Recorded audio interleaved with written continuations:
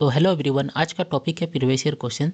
तो आज हम लोग प्रीवियस ईयर क्वेश्चन को डिस्कस करने वाले हैं, ठीक है। उससे पहले आज बता दे रहे हैं, आज जो वीडियो है काफ़ी आपको यूनिक देखने को मिलेगा, क्योंकि आज हम लोग एनिमेटेड वीडियो के थ्रू डिस्कस करेंगे बायोलॉजी का क्वेश्चंस को, ठीक है।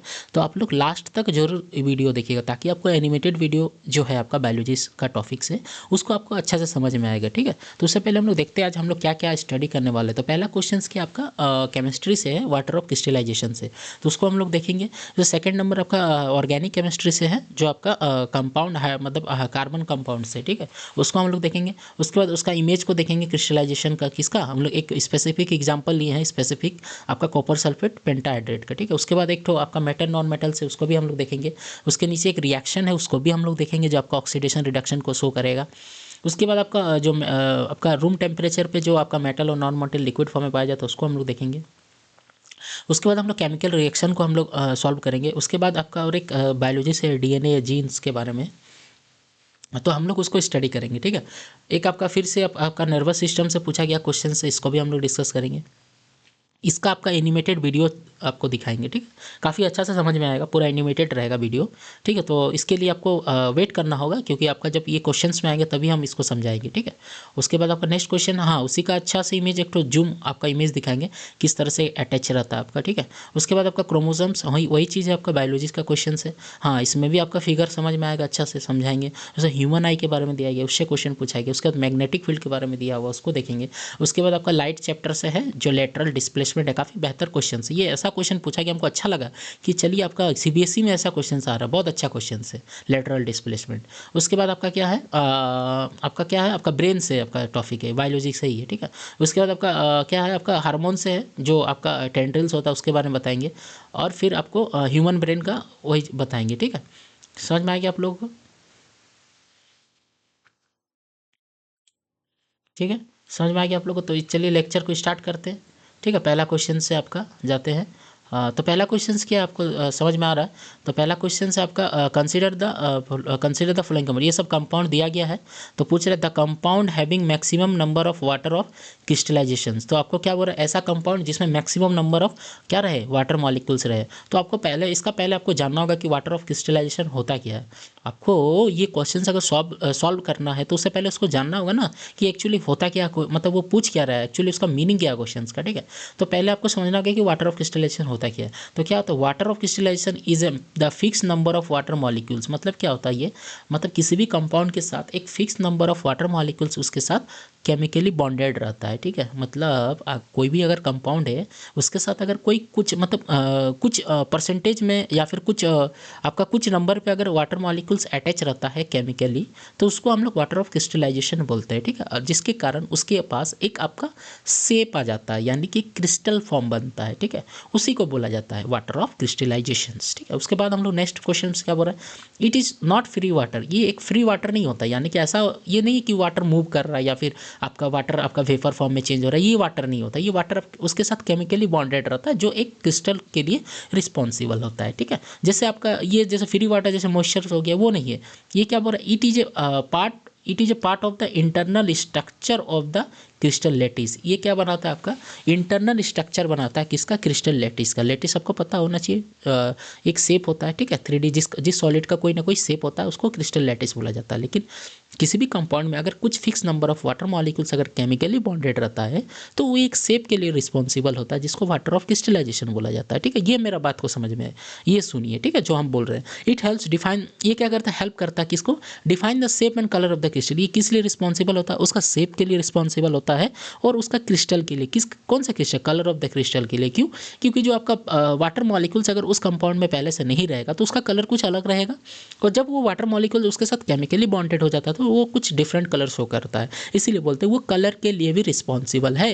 कौन सा चीज़, वाटर ऑफ क्रिस्टलाइजेशन। समझ में आ गया आप लोगों को, मतलब क्या होता है, अगर वो कंपाउंड इंडिविजुअल है, मतलब कोई वाटर मॉलिक्यूल्स उसके साथ केमिकली बॉन्डेड नहीं है, तो उसका कुछ डिफरेंट कलर होगा।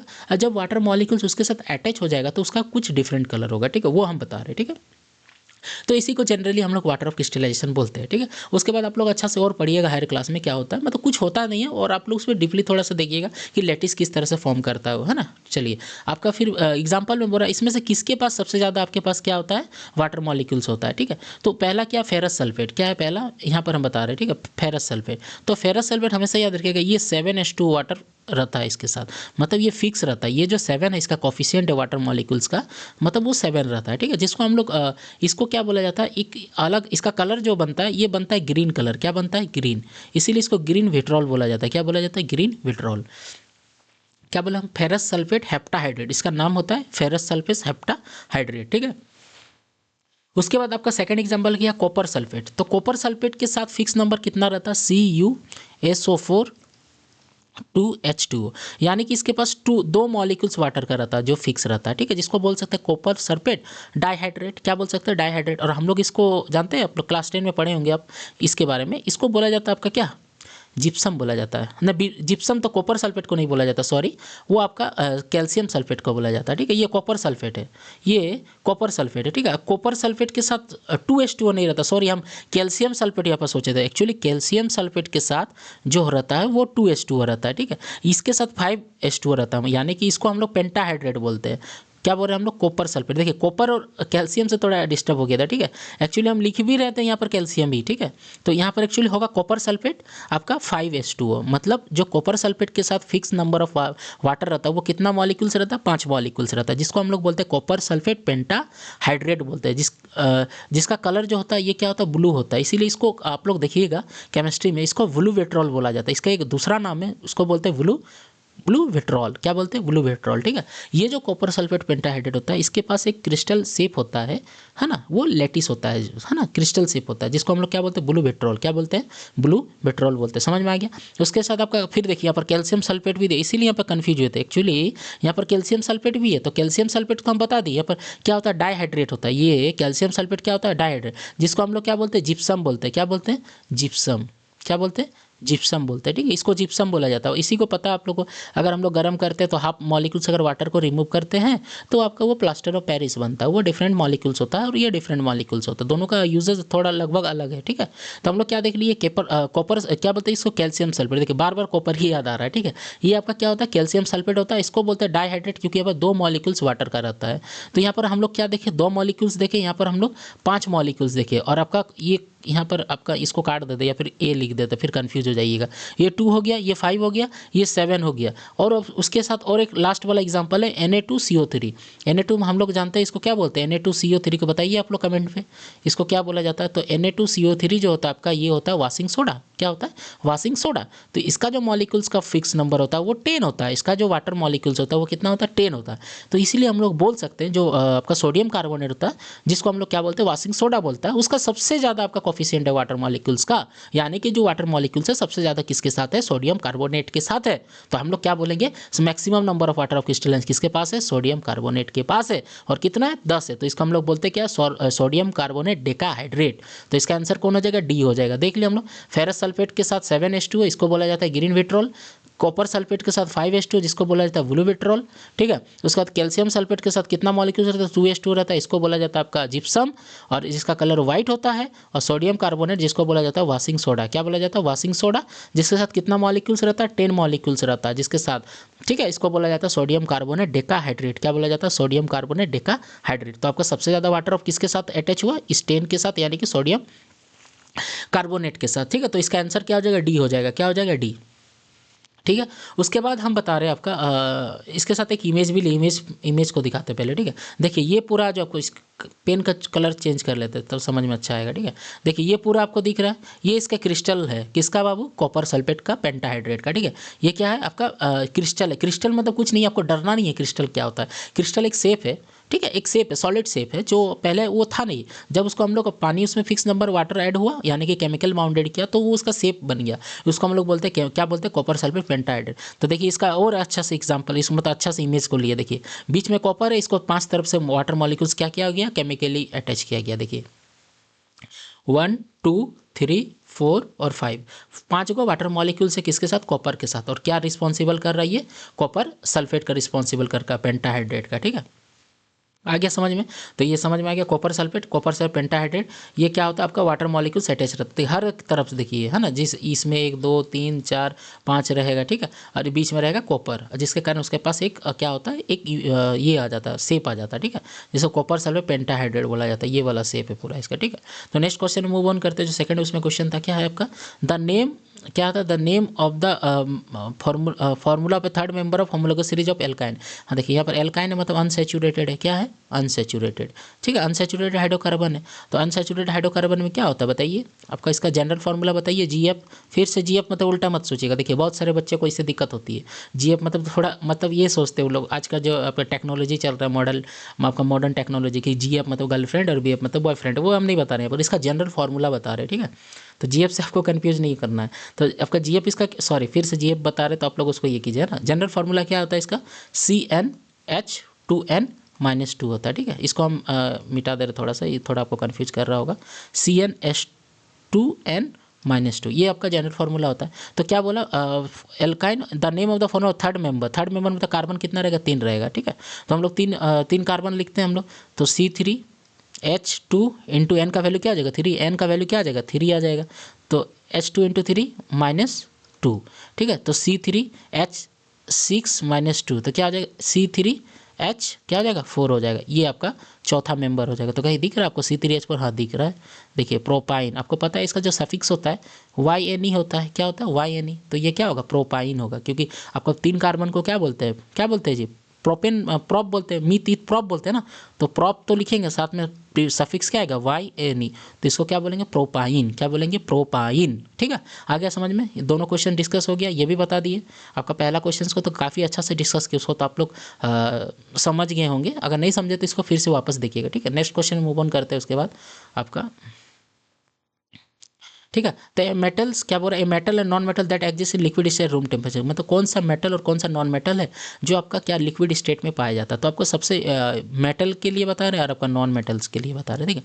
तो मेटल में सबको पता है मरकरी, हम लोग का डेली लाइफ में यूज होता है, कोई किसी का फीवर आ गया तो आपको जो आपका जो चेक होता है, मतलब चेक होता है आपका टेम्परेचर का, जो घर में चेक किया जाता है पेरेंट्स या फिर कोई भी डॉक्टर भी आपका जनरली करता है, तो वो जो रहता है वो क्या रहता है, थर्मामीटर रहता है। थर्मामीटर के अंदर जो लिक्विड रहता है वो क्या रहता है, मरकरी रहता है, Hg रहता है, वो आपको लिक्विड फॉर्म में दिखता होगा। क्यों, देखिएगा वो हिलेगा डुलेगा थोड़ा सा, अगर उसको थोड़ा सा सेकिंग कीजिएगा तो वो थोड़ा मूव करता है, ठीक है, वो लिक्विड फॉर्म में पाया जाता है, ठीक है। उसके बाद आपका क्या होता है, नॉन मेटल में कौन सा होता है जो आपका रूम टेम्परेचर में आपका ये पाया जाता है, लिक्विड फॉर्म में पाया जाता है, वो होता है ब्रोमीन। कौन होता है, ब्रोमीन, ठीक है। तो कहीं आपको दिख रहा है ब्रोमीन, क्या पहले मेटल बोला है तो मेटल में पहले मरकरी जाएंगे फिर ब्रोमीन जाएंगे, देखिए पहले मरकरी एंड ब्रोमीन, पहले इसको टिक मत कर दीजिएगा क्योंकि पहले मेटल बोला, देखिए दोनों ऑप्शन सिमिलर है, ठीक है। तो पहले मेटल बोलता, ब्रोमीन तो मेटल होता नहीं है, नॉन मेटल होता है, तो हम लोग सबसे पहले सी को टिक मारेंगे। क्यों सी को मारेंगे, क्योंकि मरकरी जो होता है ये मेटल होता है, ये आपका मेटल होता है, लिख तो दिए यहाँ पर मेटल होता है, ठीक है। और ब्रोमीन हम लोग देख लिए ये क्या होता है आपका नॉन मेटल होता है। ये दोनों पाया जाता है लिक्विड स्टेट पे, कहाँ पाया जाता है, लिक्विड स्टेट पे, और कहाँ, रूम टेम्परेचर पे, कहाँ रहता है, RT मतलब क्या, रूम टेम्परेचर, ठीक है। समझ में आ गया। तो इसका फिगर को भी हम थोड़ा दिखा दे रहे हैं आपको किस तरह से दिखता है एक्चुअली, देखिए ये आपका लिक्विड स्टेट पाया जाता है, ये आपका ब्रोमीन होता है, ब्रोमीन का एटॉमिक नंबर पता है आपको 35 होता है, ठीक है। और ये डायटॉमिक होता है, ये भी बता दिया आपको Br2, क्यों, ये हेलोजन ग्रुप होता है, हेलोजन ग्रुप में सारा एलिमेंट का क्या होता है आपका वैलेंसी 1 होता है, जिसके कारण वो क्या किस फॉर्म में पाया जाता है, डायटॉमिक फॉर्म में पाया जाता है, क्योंकि वो दो जब तक वो किसी और से नहीं लेगा तब तक उसका ऑक्टेट कंप्लीट नहीं होगा। ब्रोमीन अपने सिमिलर ब्रोमीन के साथ क्या करता है, केमिकली कंबाइन करता है और आपका डायटॉमिक ब्रोमीन फॉर्म करता है, ठीक है। तो ये किस फॉर्म में पाया जाता है, लिक्विड फॉर्म में पाया जाता है। और ये Hg मतलब क्या होता है जी, मरकरी, ये भी किस फॉर्म में पाया जाता है आपका, लिक्विड फॉर्म में पाया जाता है, दोनों रूम टेम्परेचर पे, जो हम लोग का जनरली जो रूम टेम्परेचर होता है उसमें पाया जाता है।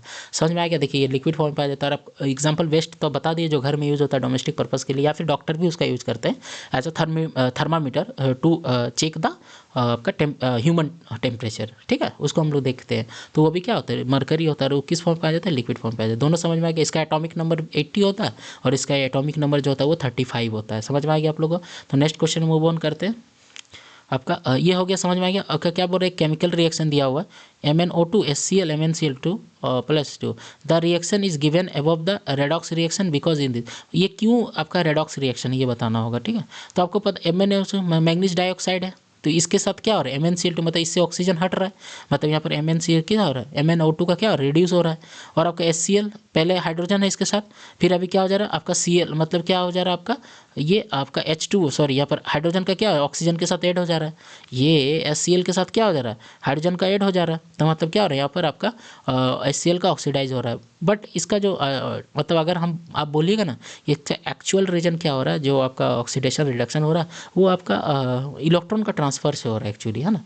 एक्चुअली जो आपका जो लॉस और गेनिंग ऑफ इलेक्ट्रॉन है ना वो इसके पीछे रीजन है, ठीक है। ऑक्सीडेशन स्टेट इसके लिए रीजन है। तो अभी आप लोग को 9-10 में नहीं समझ में आएगा ये चीज़, इसीलिए हम नहीं बता रहे, आपको समझाने के लिए बता रहे, क्योंकि ये क्वेश्चन जो है पूछा गया है। तो यहाँ पर ट्रिक अगर आप लोग थोड़ा सा सोचिएगा तो यहाँ पर देखिए MnO2 यानी कि मैग्नीज डाइऑक्साइड है, यहाँ से ऑक्सीजन रिमूव हो रहा है, देखिए यहाँ से ऑक्सीजन रिमूव हो रहा है, और ऑक्सीजन रिमूव होना मतलब क्या हो रहा है रिडक्शन होता है, यानी कि इसका क्या हो रहा है रिड्यूस हो रहा है। और सेकंड वाला में देखिए HCl है, और HCl में देखिए यहाँ पर हाइड्रोजन की जगह ऑक्सीजन जुड़ रहा है, ये ऑक्सीजन जुड़ रहा है इसके साथ, तो इसका क्या हो रहा है ऑक्सीडाइज हो रहा है, मतलब HCl का क्या हो रहा है ऑक्सीडेशन हो रहा है। दोनों समझ में आ गया, तो इसका D नंबर होगा, बस समझाने के लिए, बट इसका अच्छा से समझ में आएगा आप लोग को जो इलेक्ट्रॉन ट्रांसफर मेथड से आपको अच्छे से समझ में आएगा, ठीक है। Loss of electron gain of electron कितना 4+ डोनेट करेगा 2- लेगा, वो इसलिए हम नहीं बता रहे, नहीं समझ में आएगा आप लोग को, है ना। क्लास 10 के लिए यही आपको समझना चाहिए, यही पूछा गया है। और आपको क्लास 10 में ऐसे ही क्वेश्चन पूछा जाएगा आपको, आपका नॉर्मली गेनिंग ऑफ मतलब आपका adding of oxygen, gaining of oxygen, adding of hydrogen, और आपका क्या मतलब गेनिंग ऑफ हाइड्रोजन या लॉसिंग ऑफ हाइड्रोजन, ठीक है। इस तरह से ही पूछा जाएगा, और ज़्यादा से ज़्यादा से गेन ऑफ इलेक्ट्रॉन पूछेगा या लॉस ऑफ इलेक्ट्रॉन, जो आपको लिखा रहेगा वहाँ पे, ठीक है, मेंशन किया हुआ रहेगा। तो इसका आंसर क्या आ जाएगा D number. Next question move on करते हैं आपका। हाँ, उसका इमेज तो देख लिए। उसके बाद आपका और एक तो केमिकल रिएक्शन है यहाँ पे, ठीक है। When 2 ml of sodium hydroxide solution is added to a few pieces of granulated zinc in the test tube and warm, this reaction occur can be written in the form। अच्छा, ये कुछ आप डरिएगा नहीं, ये मतलब दिया हुआ इतना आपका ml आपका सोडियम हाइड्रोक्साइड, इससे डरना नहीं है, ठीक है। एक्चुअली हम लोग केमिकल रिएक्शन का आंसर देना है, किसका देना है केमिकल रिएक्शन का, ठीक है। तो क्या बोल रहा है आपका जो आपका सोडियम हाइड्रोक्साइड है ये रिएक्ट कर रहा है किसके साथ, जिंक ग्रैन्यूल्स के साथ। तो जिंक ग्रैन्यूल्स कुछ नहीं होता, वो जिंक ही होता है। तो इसके साथ रिएक्ट करके कौन सा रिएक्शन फॉर्म करेगा, तो ये बनाएगा Na2ZnO2 बनाएगा प्लस H2O बनाएगा। क्यों बता दे रहे, ये आपका क्या है मेटल है, ये आपका क्या है जी बेस है। तो कुछ कुछ मेटल क्या होता है ना आपका बेस के साथ रिएक्ट करके आपका सॉल्ट और हाइड्रोजन गैस लिबरेट करता है। जिस तरह से मेटल जब एसिड के साथ रिएक्ट करता है, हम लिख दे रहे हैं यहाँ पर, जब मेटल एसिड के साथ रिएक्ट करता है तब आपका क्या बनाता है सॉल्ट बनाता है और हाइड्रोजन गैस लिबरेट करता है। तो इसी तरह कुछ मेटल जो होता है वो बेस के साथ सॉल्युबल बेस के साथ क्या बनाता है आपका सॉल्ट बनाता है, क्या बनाता है सॉल्ट, और साथ में हाइड्रोजन गैस लिबरेट करता है। तो ये वाला इसका आपका फॉर्म करेगा, ठीक है। इसको बोला जाता है सोडियम जिंकेट, इसका जो नाम है आपका इसको बोला जाता है सोडियम जिंकेट। क्या बोला जाता है सोडियम जिंकेट, ठीक है। इसका नाम है आपका सोडियम जिंकेट। समझ में आ गया आप लोगों को। तो ऐसा कोई ऑप्शन है जो आपको दिख रहा है NaOZ है, Na2 नहीं है यहाँ पर, देखिए Na2 है यहाँ पर, जो आपका सोडियम के नीचे है वो डाई एटॉमिक है, ठीक है। तो यहाँ पर कहीं नहीं दिख रहा है, हाँ यहाँ दिख रहा है। तो इसको देख लेते हैं NaOZ, ठीक है, Na2Z, ठीक है, यहाँ भी नहीं, यहाँ भी है, लेकिन बट यहाँ पर O2 है, Na2 हाँ, बट यहाँ पर देखिए H2 आ गया। H2 तो बनेगा नहीं, आपका हाइड्रोजन गैस बनेगा। तो ये B नंबर इसका अप्रोप्रिएट आंसर होगा, ठीक है। जो आपका सोडियम हाइड्रोक्साइड है वो जिंक के साथ रिएक्ट कर रहा है और Na2ZN मतलब सोडियम जिंकेट बना रहा है, साथ में हाइड्रोजन गैस लिबरेट कर रहा है। तो ये आपका मोस्ट अप्रोप्रिएट आंसर है, ठीक है। आ गया समझ में। मेटल का भी प्रॉपर्टी हो जाता है, एसिड के साथ रिएक्ट करके सॉल्ट और हाइड्रोजन गैस बनाता है, ठीक है। उसका नेक्स्ट क्वेश्चन मूव ऑन करते हैं आपका। नेक्स्ट क्वेश्चन क्या है, which of the following statement is not true, कौन सा स्टेटमेंट है जो ट्रू नहीं है। क्या बोल रहा है DNA carries the information for inheritance of feature from parents to the next generation. अच्छा, कौन सा नॉट ट्रू, कौन सा गलत है बोल रहा है यहाँ पर, ठीक है। तो पहला क्या बोल रहा है DNA carry the information for inheritance of feature from parents to the next. हाँ ये सही है, ठीक है, ये सही है, क्योंकि DNA आपको पता है एक पीढ़ी से दूसरे पीढ़ी, एक जनरेशन से दूसरे जनरेशन के बीच में क्या ले जाता है इन्फॉर्मेशन को ले जाता है इनहेरिटेंस के थ्रू, ठीक है।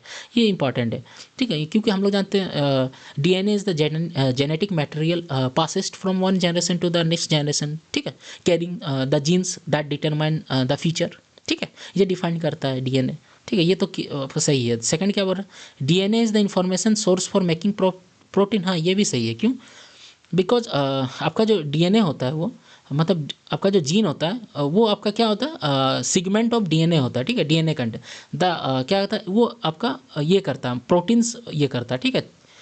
क्या करता है वो मतलब डीएनए कुछ है नहीं, एक्चुअली वो प्रोटीन का बना होता है, ठीक है।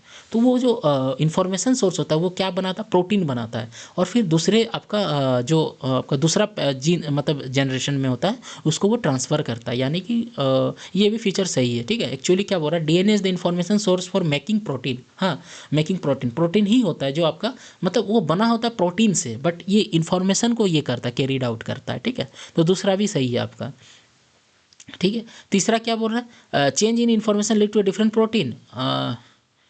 क्या बोल रहा है, change in the information leads to different protein. हाँ, अगर आपका चेंज होगा इन्फॉर्मेशन में तो डिफरेंट प्रोटीन मतलब डिफरेंट प्रोटीन की वजह से होगा। हाँ, बात तो सही है।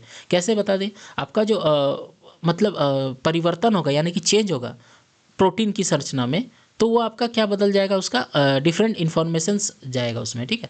मतलब क्या बोल रहा है, डिफरेंट क्या बोल रहा है, चेंज इन द इन्फॉर्मेशन। अगर मान लीजिए इन्फॉर्मेशन में चेंज होता है तो प्रोटीन में भी चेंज होगा, ठीक है। क्योंकि डीएनए जो बना होता है वो प्रोटीन से बना होता है। डीएनए का जो आपका मतलब है क्या, वो एक्चुअली प्रोटीन है, ठीक है। ये समझ में आ गया। डी नंबर क्या बोल रहा है, feature will remain the same even if the protein change. क्या feature will remain the same, feature क्या सेम रहेगा अगर प्रोटीन चेंज होगा तो नहीं, ये गलत है। कैसे गलत है, अगर मान लीजिए प्रोटीन चेंज होगा तो फीचर चेंज होगा, क्योंकि हर एक प्रोटीन क्या कर रहा है, अलग अलग प्रोटीन अलग अलग फीचर को कैरी आउट कर रहा है। यानी कि जो डीएनए मतलब मान लीजिए कोई पेरेंट से कोई बच्चा बना है, वो बच्चे के अंदर वो प्रोटीन जो है, वो जो डीएनए है वो कोडेड है, वो जो आपका प्रोटीन वो फिक्स है। अगर वो प्रोटीन चेंज हो जाता है तो वो बच्चा जो होता है उसका जो आपका जो बच्चा होता है उसका भी प्रॉपर्टी जो होता है वो चेंज होता है। समझ में आ रहा है आप लोगों को ना, मतलब वो जो आपका वो जो बच्चा है अभी उसके पास फिक्स प्रोटीन है, वो अगर प्रोटीन अगर चेंज हो जाएगा तो उसका फीचर जो होता है वो भी चेंज हो जाता है, बट ये गलत है, ठीक है। फीचर वो रिमेन द सेम, सेम नहीं होगा, यहाँ पर डिफरेंट हो जाता है। कब डिफरेंट होता है, जब प्रोटीन चेंज हो रहा है, क्योंकि प्रोटीन ही डिसाइड कर रहा है कि बच्चा का डीएनए कैसा होगा, क्योंकि वो डीएनए से ही कंपोस्ट किया गया है, ठीक है। डीएनए कंपोस्ट है किससे, प्रोटीन से। आ गया समझ में। तो नेक्स्ट क्वेश्चन मूव ऑन करते हैं। आपका क्या है, हाँ ये अच्छा क्वेश्चन है एक तो, in a nerve cells the site where the electrical impulse is convert into chemical signal. मतलब कौन सा साइट में क्या होता है आपका, इलेक्ट्रिकल इम्पल्स कन्वर्ट होता है केमिकल सिग्नल में। ये भी पूछा गया क्वेश्चन है, लेटेस्ट 2024 का, ठीक है। तो सबसे पहले आपको थोड़ा सा चीज़ बता दे रहे हैं, नर्व सेल्स है ना। तो ये क्वेश्चन से आ गया तो इसको पूरा डिस्कस कर देते हैं, नर्व सेल्स क्या होता है क्या नहीं होता, ठीक है। देखिए, आपका ये नर्व सेल आपको पता है बॉडी नर्वस सिस्टम का ये एक छोटा सा पार्ट है जो आपका नर्व सेल से बना होता है, न्यूरॉन से बना होता है, इसको नर्व सेल बोला जाता है। तो इसके पास दो दो इंपॉर्टेंट काम है, एक मैसेज को बॉडी से ब्रेन तक ले जाना, और एक ब्रेन से बॉडी तक मैसेज को ले जाना। क्या बोले हम, मैसेज को बॉडी से ब्रेन तक ले जाना और मैसेज को ब्रेन से बॉडी तक ले जाना, मतलब वाइस वर्सा, बॉडी से ब्रेन और ब्रेन से बॉडी, ये उसका काम होता है। जो बॉडी से हम बता रहे हैं यहाँ पर, इसके बाद इस फिगर को भी डिस्कस करेंगे, ठीक है। जो आपका बॉडी से ब्रेन तक जाता है, इसको बॉडी से ब्रेन तक जाता है, उसका काम होता है किसका, सेंसरी नर्व सेल का। किसका होता है, सेंसरी नर्व सेल का, ठीक है। ये सेंसरी नर्व सेल, ठीक है। और उसके बाद जैसे हम एग्जांपल बता रहे हैं, जब हम कुछ महसूस होता है हमें, जब हमें कुछ फील होता है, तब मैसेज शरीर से दिमाग जाता है, मतलब शरीर से दिमाग में जाता है। मतलब जब हमें कुछ महसूस, जैसे मान लीजिए कोई हॉट ऑब्जेक्ट को टच करने से कैसा लगता है, गर्म है, ये चीज़ कहाँ जा रहा है, दिमाग में जा रहा है। वो कौन रिसीव कर रहा है, सेंसरी नर्व कर रहा है, सेंसरी ऑर्गन हम लोग का उसको आइडेंटिफाई कर रहा है, आइडेंटिफाई कर रहा है। जैसे कुछ हम लोग आँख से देखते हैं तो फिर वो सेंसेशन कहाँ जाता है, हमारे ब्रेन में जाता है। मान लीजिए कुछ आँख से ऐसा चीज़ देखे तो डरावना, मान लीजिए स्नेक देख ली, तो हम लोग कैसे उसको ये करते हैं कि भाई स्नेक है, बहुत डेंजरस है, तो वो सीधा जो मैसेज होता है वो कहाँ जाता है, आपका ब्रेन में जाता है। फिर ब्रेन बोलता है भाई ये तो बहुत खतरनाक चीज़ होता है, मतलब फिर वो आपका डिसीजन लेता है कि भाई यहाँ से भागो, या फिर इससे बचने का उपाय सोचो, या फिर इसके बाद हम लोग को करना क्या है वो डिसाइड करता है, ठीक है। तो क्या बोले हम, पहले वो क्या करता है, सेंसरी ऑर्गन उसको सेंस करता है, फिर उसको ब्रेन तक ले जाता है, ठीक है। वो करता है सेंसरी नर्व, कौन करता है, सेंसरी नर्व, ठीक है। उसके बाद आपका क्या बोल रहे हैं, आपका ब्रेन क्या कर, ब्रेन जो ब्रेन से बॉडी तक ले जाता है। एक हम लोग देख लिए, बॉडी से ब्रेन तक ले गया, वो कौन काम किया, सेंसरी नर्व। उसके बाद एक ब्रेन से बॉडी तक कैसे ले जाता है, उसका काम है मोटर नर्व का। किसका काम है ये, मोटर नर्व का। मतलब हम लोग देख लिए यहाँ पर बॉडी से ब्रेन देख लिए, ठीक है। अब हम लोग यहाँ पर लिख दे रहे हैं आपका ब्रेन से आपका क्या, ब्रेन से कहाँ तक जाना है आपका, ब्रेन से आपका बॉडी तक जाना है। तो ये किसका काम होता है, मोटर नर्व का काम होता है। किसका काम होता है, मोटर नर्व का, ठीक है। नर्व का काम है ये, मोटर नर्व का काम है, ठीक है। मोटर नर्व का काम है, ठीक है। जब ब्रेन कोई ऑर्डर देता है, जैसे मान लो हैंड राइज, जैसे कोई टीचर बोलता है कि भाई हाथ खड़ा करो, हैंड राइज, तो हम लोग उठाते हैं, तो ब्रेन इसको ऑर्डर दे रहा है हाथ को कि भाई हाथ उठाओ, ठीक है, मान लो हमको कहीं सुबह उठ के दौड़ना है, तो कौन तुम्हारा पैर क्या डिसाइड कर रहा है कि आज हमको दौड़ना है? नहीं बाबू, तो तुम्हारा ब्रेन पहले डिसाइड कर रहा है कि तुमको चलना है, तुमको दौड़ना है, तब तुम्हारा पैर जो है मोटर आपका ऑर्गन से, मोटर जो नर्व सेल है वो आपको क्या बोलेगा, पैर तुम जोर से चलो, ये फिर पैर से जोर से लेगा। मान लीजिए हमको कुछ लिखना है, तो हम लोग लिख कैसे सकते हैं? क्या हम आप लोग मन से बिना लीजिए ना, कभी सो के आप लिख के दिखाइए, मान जाएंगे हम। आप सोए हुए, तो आप मान लीजिए सोए से आपका हाथ चल रहा है, तो ये कभी इम्पॉसिबल चीज़ कभी नहीं हो सकता ये सब। आपका ब्रेन जब उसको ऑर्डर देगा तभी ये आप कर सकते हैं, समझ रहे? और ये किस थ्रू देता है? मोटर नर्व के थ्रू देता है। किसके थ्रू देता है? मोटर नर्व के थ्रू, ठीक है, ये मोटर नर्व के थ्रू। समझ में आ गया आप लोगों को? ठीक है, फिर इन दोनों के बीच जो आपका मोटर नर्व होता है, मोटर नर्व प्लस आपका क्या होता है? Sensory nerve, sensory nerve. तो इन दोनों को जोड़ने का काम कौन करता है? आपका करता है इंटर न्यूरॉन। कौन करता है? इंटर न्यूरॉन, ठीक है, जिसको कनेक्टर नर्व बोला जाता है। कौन करता है? इंटर न्यूरॉन, इंटर न्यूरॉन करता है, inter neuron, inter neuron, inter neuron करता है, ठीक है। इन दोनों का काम, इन दोनों को ऐड करने का, मोटर और सेंसरी नर्व को, ठीक है, ये ऐड अप करता है, ये दोनों को, मतलब दोनों को जोड़ने का काम करता है। सेंसरी और मोटर नर्व को आपस में जोड़ता है, ठीक है। और ये पता आपको कहाँ पाया जाता है? ब्रेन और स्पाइनल कॉर्ड में पाया जाता है। कहाँ पाया जाता है? ब्रेन और ब्रेन प्लस स्पाइनल कॉर्ड में, स्पाइनल कॉर्ड में पाया जाता है, ठीक है, स्पाइनल कॉर्ड, स्पाइनल कॉर्ड में पाया जाता है, ठीक है, स्पाइनल कॉर्ड में। आ गया समझ में आप लोग को? आ गया, ठीक है। तो दोनों को जोड़ता कौन है? आपका नर्व, आपका क्या है? उसका इंटर न्यूरॉन। कौन है? Inter neuron. समझ में आ गया? उसके बाद आपको बता रहे आपका, अगर रियल लाइफ एग्जांपल में आपको बता दें, अगर मान लीजिए कोई बाहर में, मान लीजिए चाय का कॉफ़ी है रखा हुआ है, ठीक है, चाय का कॉफ़ी रखा हुआ है, ठीक है, तो उसमें अगर आप लोग अगर मान लो उसको आप लोग अगर अनजाने में उसको अगर पहले टच करते हैं आप उस चाय को, ठीक है, तो आप लोग क्या, आपका क्या होगा? सेंसरी नर्व आपको मैसेज देगा, किसको? ब्रेन को। क्या देगा? सेंसरी नर्व ब्रेन को मैसेज देगा, ठीक है, कि भाई मैसेज दिया ब्रेन को।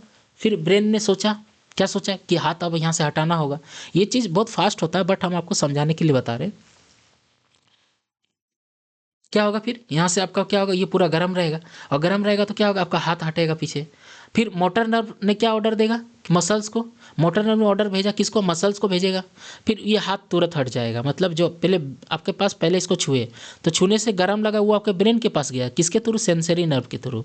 किसके थ्रू? सेंसरी नर्व के थ्रू।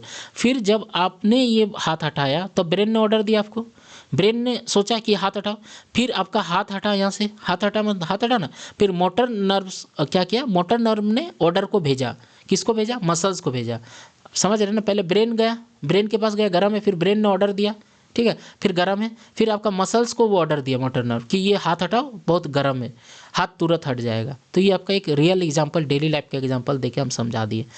क्या बोले? हम फिर से बोले, पहले आपका मान लीजिए कोई गर्म चीज़ था, उस पर आप हाथ रखें, तो आपका सेंसरी नर्व मैसेज दिया कि ये गर्म है। फिर ब्रेन ने सोचा, क्या सोचा? कि भाई गर्म है, इसको हटाओ नहीं तो हाथ जल जाएगा। फिर मोटर नर्व जो है आपका, वो किसको ऑर्डर देगा? मोटर नर्व ने किसको ऑर्डर दिया? फिर मसल्स को ऑर्डर दिया कि भाई तू हटा हाथ यहाँ से, नहीं तो ये हो जाएगा। मतलब ब्रेन इसको करवाया, ब्रेन इसको करवाया, किसको? उस मसल्स को। किसके थ्रू? मोटर नर्व के थ्रू। वो हम बता रहे हैं यहाँ पे, ठीक है। और ये हाथ हटाएंगे हम लोग, ठीक है, ये काम हो जाएगा। तो हम क्या बोले? सेंसरी न्यूरॉन क्या होता है आपका? अगर अच्छा से और डिटेल, मतलब ये बता रहे, रिकैप करके बता दे रहे, तो क्या होता है आपका? सेंसरी जो न्यूरॉन होता है वो मैसेज को लाता है, कहाँ से? बॉडी से, ठीक है। और आपका मोटर न्यूरॉन क्या करता है? बॉडी तक आदेश पहुंचाता है, बॉडी तक आदेश पहुंचाता है। और इंटर न्यूरॉन इन दोनों के बीच में कड़ी का काम करता है, ठीक है, जोड़ने का काम करता है, मैसेज को जोड़ता है, बोल सकते हैं हम लोग, ठीक है। सेंसरी न्यूरॉन क्या करता है? मैसेज को लाता है, कहाँ से? बॉडी से। और आपका इंटर न्यूरॉन क्या करता है? मैसेज को जोड़ता है।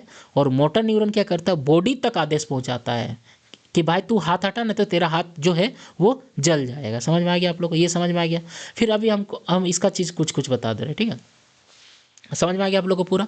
अभी इसका बारे में बता दे, जो ऑप्शन में दिया हुआ है। क्या बोल रहा था? Site where the electrical impulse is converted, इसको मिटा दे रहे पहले, ठीक है।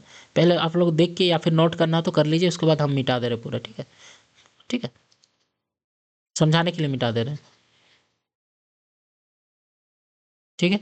हाँ, तो देखिए क्या बोल रहे हैं, देखिए यहाँ पर क्वेश्चंस क्या बोल रहा है? The site where the electrical impulse is converted into chemical signal, कहाँ पर आपका इलेक्ट्रिकल इम्पल्स कन्वर्ट होता है कि केमिकल सिग्नल में? तो आपको पता होना चाहिए, ये आपका होता है न्यूरो मस्कुलर जंक्शन में बता रहे हैं आप लोग, टेंशन मत लीजिए, हम बता रहे हैं उसका पीछे रीजन क्या है। न्यूरो मस्कुलर जंक्शन में ये चीज़ होता है, जो केमिकल इलेक्ट्रिकल इम्पल्स रहता है वो केमिकल सिग्नल में चेंज हो जाता है, ठीक है। अब उससे पहले थोड़ा सा इसके बारे में बता दे रहे हैं कि क्यों होता है, बाद में उसको भी बता रहे हैं, इसका एनिमेशन वीडियो भी देखेंगे, एनिमेटेड वीडियो, ठीक है। तो पहले इसको हम फिगर से हम बता दे रहे हैं। देखिए ये जो होता है आपका, जो आपका निकला हुआ रहता है धागे धागे जैसे सामान, उसको हम लोग डेंड्राइट बोलते हैं। क्या बोलते हैं? डेंड्राइट। बीच वाला जो पार्ट होता है इसको न्यूक्लियस बोला जाता है, सेल बॉडी या न्यूक्लियस, ठीक है। ये सेल बॉडी रहता है। ये सेल बॉडी को किसी किसी बुक में क्या बोला जाता है? साइटोन बोला जाता है। क्या बोला जाता है? साइटोन। क्या बोला जाता है? साइटोन, ठीक है। उसके बाद क्या रहता है? यहाँ आपका एक्सॉन रहता है। क्या रहता है? एक्सॉन, ठीक है। और एक्सॉन के ऊपर जो कवर रहता है, ये जो ढका हुआ रहता है मोटा मोटा, इसको हम लोग मेलिन सीट बोला जाता है, ठीक है। और ये जो आपका जो बारीकी से दिया हुआ है आपका ये सब ये आपका क्या होता है? आपका जो जोड़ रहा है उसको बोलते हैं नोड ऑफ रेनवायर, ठीक है। समझ में आ गया? और ये जो आपका पूरा होता है इसको हम लोग एक्सॉन बोलते हैं, पूरा को, ठीक है। पूरा को एक्सॉन मिलता है और इसके ऊपर जो कवर होता है उसको हम लोग माइलिन शीथ बोलते हैं। और बीच में जो ये सब है जो ऐड कर रहे हैं उसको हम लोग नोड ऑफ रेनवायर बोला जाता है। उसके बाद यहाँ पर एक्सॉन टर्मिनल होता है जहाँ पर ये खत्म हो जाता है, ठीक है। और फिर यहाँ पर जो जुड़ता है दूसरा चीज़, यहाँ पर गैप होता है जिसको हम लोग बोलते हैं साइनेप्स। क्या बोलते हैं? साइनेप्स, या फिर साइनेप्टिक एंडिंग्स बोला जाता है। फिर यहाँ से दूसरा डेंड्राइट ऐड होता है, दूसरा डेंड्राइट फिर से यहाँ पर अटैच होता है। दिखाएंगे उसका विजुअलाइजेशन, डोंट वरी, ठीक है। बस हम थोड़ा समझा दे रहे हैं, ठीक है। तो पहला क्या होता है बताइए? सेल बॉडी के बारे में बता दे रहे हैं, पहले न्यूक्लियस के बारे में। ये डिसाइड करता है कि मैसेज के साथ क्या करना है, मतलब जो हम लोग को मैसेज चाहिए, किसी का अगर हम लोग को जवाब देना है, रिस्पॉन्ड देना है, तो ये डिसाइड करता है कि मतलब क्या करना है, मतलब कैसा, किसको डिसीजन देना है। पता है आपको, न्यूक्लियस जो होता है सबसे बड़ा हेड होता है हर एक चीज़ का। सेल का भी न्यूक्लियस जो होता है सबसे बड़ा हेड होता है। तो उसी तरह आपका जो नर्व सेल होता है, नर्व सेल, उसका भी हेड कौन होता है? न्यूक्लियस होता है, ठीक है। जिसको हम लोग क्या बोलते हैं? सेल बॉडी बोलते हैं या फिर साइटोन बोला जाता है, ठीक है। ये डिसाइड करता है कि मैसेज के साथ करना क्या है, ठीक है। कौन? ये न्यूक्लियस। उसके बाद यहाँ से कौन आ जाता है? आपका एक्सॉन आ जाता है। क्या आ जाता है? एक्सॉन। तो एक्सॉन क्या बोलता है? ये एक लॉन्ग वायर जैसा स्ट्रक्चर होता है। ये जो मैसेज, आपको मैसेज को कौन रिसीव करता है पता है? डेंड्राइट करता है। मैसेज को रिसीव करने का काम कौन करता है? डेंड्राइट। कौन करता है? डेंड्राइट। ये मैसेज को रिसीव कर लिया और रिसीव करने के बाद न्यूक्लियस के पास आता है इन्फॉर्मेशन कि भाई मैंने कुछ अचीव कर लिया है। फिर ये न्यूक्लियस सोचता है कि इस मैसेज के साथ हमको करना क्या है, ऐसे ही अड्डा मारना है या फिर ऐसे ही उसको रखना है या फिर उसको कैरी आउट करना है। तो फिर ये मैसेज को ये करता है, मतलब डिसाइड कर लेता है। फिर डिसाइड करने के बाद इस एक्सॉन मीटर के थ्रू, वायर के थ्रू मैसेज को भेजता है। समझ में आ गया आप लोगों को? ये मैसेज को आगे भेजता है। फिर इसके आगे आपका एक्सॉन टर्मिनल रहता है, उसी पर एक चीज़ रहता है आपका जिसका नाम है क्या नाम? न्यूरोमस्कुलर, ठीक है। ये नर्व सेल को मसल से आपस को जोड़ता है, मतलब जो आपका मसल के साथ जो कनेक्शन रहता है इस सेल का, उसको ये ऐड करता है। कौन? न्यूरोमस्कुलर। कौन करता है? न्यूरोमस्कुलर करता है, ठीक है। वो ऐड करता है इसको। समझ में आ गया आप लोग को? ठीक है। कौन करता है? वो न्यूरोमस्कुलर। तो समझ में आ गया। डेंड्राइट क्या करता है? ये मैसेज को रिसीव करता है, ये मैसेज के साथ करना क्या है वो डिसाइड करता है, ठीक है। फिर इसको ये इन्फॉर्मेशन को आगे बढ़ाता है, किसके थ्रू? आपका एक्सॉन के थ्रू, ठीक है। फिर ये इसके आगे एक गैप रहता है जिससे आपका नया एक डेंड्राइट ऐड होता है। इस गैप को बोला जाता है साइनेप्स। क्या बोला जाता है? साइनेप्स, ठीक है। और फिर वो जो अटैचमेंट रहता है मसल्स के साथ उसको बोला जाता है न्यूरोमस्कुलर। ये जो हम बताए थे ना ऑप्शन, वो था आपका न्यूरोमस्कुलर। तो इसके बाद एक एनिमेटेड वीडियो उसको हम लोग देखेंगे, ठीक है। समझ में आ गया आप लोग को? ये जो लास्ट वाला एंडिंग होता है इसको बोलते हैं एक्सॉन टर्मिनल, जहाँ से आपका डेंड्राइट ऐड होता है। समझ में आ गया? तो यहाँ पर क्या लिखा हुआ देखिए, the site where an electrical impulse is converted into a chemical signal is the synapse. क्या बोल रहा है? The site where the electrical impulse is converted into chemical is the synapse. यहाँ पर साइनेप्स भी बोला जाता है और वहीं पर आपका रहता है न्यूरो मस्कुलर जंक्शन। जो आपका जो गैप रहता है ना उसी को साइनेप्स बोला जाता है। यहीं पर अटैचमेंट रहता है किसके साथ? मसल्स के साथ अटैचमेंट रहता है, जिसको क्या बोलते हैं? न्यूरो मस्कुलर जंक्शन बोलते हैं, ठीक है। समझ में आ रहा है आप लोग को? तो उसको साइनेप्स बोल लिए चाहे न्यूरो मस्कुलर जंक्शन बोलिए, ठीक है। तो यहाँ पर ऑप्शन में साइनेप्स नहीं दिया हुआ, आपका क्या दिया हुआ था? Neuro muscular junction. तो आपको टिक का मारना न्यूरो मस्कुलर जंक्शन में, ठीक है। This is the junction between the two neurons and A muscle cells. ये यहाँ पर दो न्यूरॉन भी ऐड होता है, क्योंकि आपको बताया थोड़ा देर बाद जो आपका एक्सॉन टर्मिनल होता है वहाँ से एक नया डेंड्राइट ऐड होता है। क्या होता है? न्यू डेंड्राइट होता है। थोड़ा देर बाद आपका जो एनिमेटेड वीडियो उसमें आपको अच्छा से समझ में आएगा, बट अभी हम बता रहे थोड़ा देर बाद आपको एनिमेटेड वीडियो को समझाएंगे, ठीक है। Between two neurons and muscle cells, जिसको हम लोग क्या बोलते हैं? न्यूरो मस्कुलर जंक्शन बोलते हैं। एट द एक्सॉन टर्मिनल, जो आपका एक्सॉन का जो एंडिंग पॉइंट होता है जिसको हम लोग क्या बोलते हैं, एक्सॉन टर्मिनल बोलते हैं। क्या बोलते हैं, एक्सॉन टर्मिनल बोलते हैं। समझ में आ रहा है आपको? तो चलिए हम उसका एनिमेटेड वीडियो को समझा रहे हैं, फिर से एक बार आपको समझा देंगे तो, ठीक है। ठीक है, तो ठीक है, इसको हम चला के आपको दिखा दे रहे हैं। देखिए,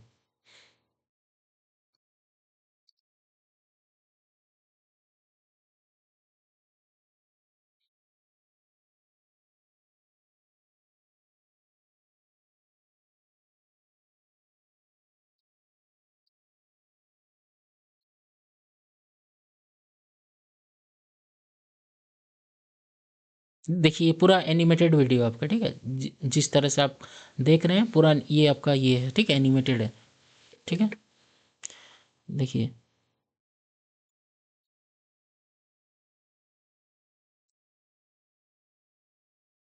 क्या जरा चल नहीं रहा है, थोड़ा सा हैंग कर रहा है मतलब।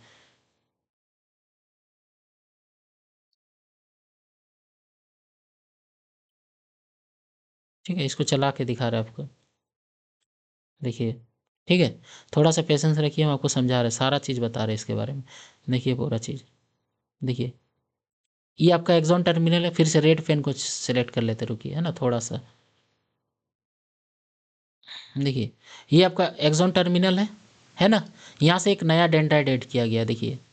दिख रहा है ना आपको, पूरा 3D इमेजिनेशन दिखा रहा है। ये पूरा आपका नर्व सेल्स का ग्रुप है, ये आपका नर्व सेल्स का पूरा ग्रुप है। देखिए यहाँ पर क्या आपका जो यहाँ पर आपका एक्सॉन टर्मिनल है, यहाँ से नया डेंड्राइट जुड़ा हुआ है, और साथ ही में यहाँ अगल बगल में क्या होता है, आपका मसल्स होता है। ये मसल्स जिसके साथ कनेक्ट रहता है उसको हम लोग न्यूरोमस्कुलर बोला जाता है। समझ में आ रहा है आप लोग को? हर जगह देखिए, यहाँ भी ऐड किया गया है, यहाँ भी ऐड किया गया है। जो गैप रहता है यहाँ पर आपका न्यूरन मस्कुलर रहता है। ठीक है, ये वीडियो को थोड़ा और एनिमेटेड को चला के आपको दिखा दे रहे हैं।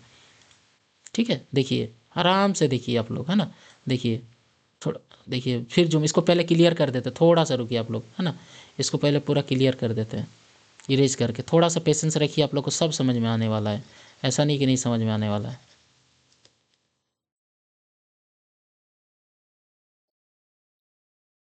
ठीक है, अभी देखते हैं हम लोग।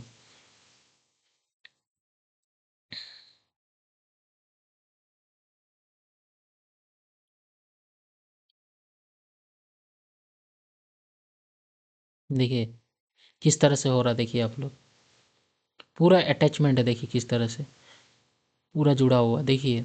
पूरा वीडियो देखिए आप लोग, हर आपका एक्सॉन टर्मिनल को देखिए और डेंड्राइट को देखिए, पूरा आप लोगों को समझ में आ जाएगा विजुअलाइजेशंस क्या होता है। देखिए, देखिए।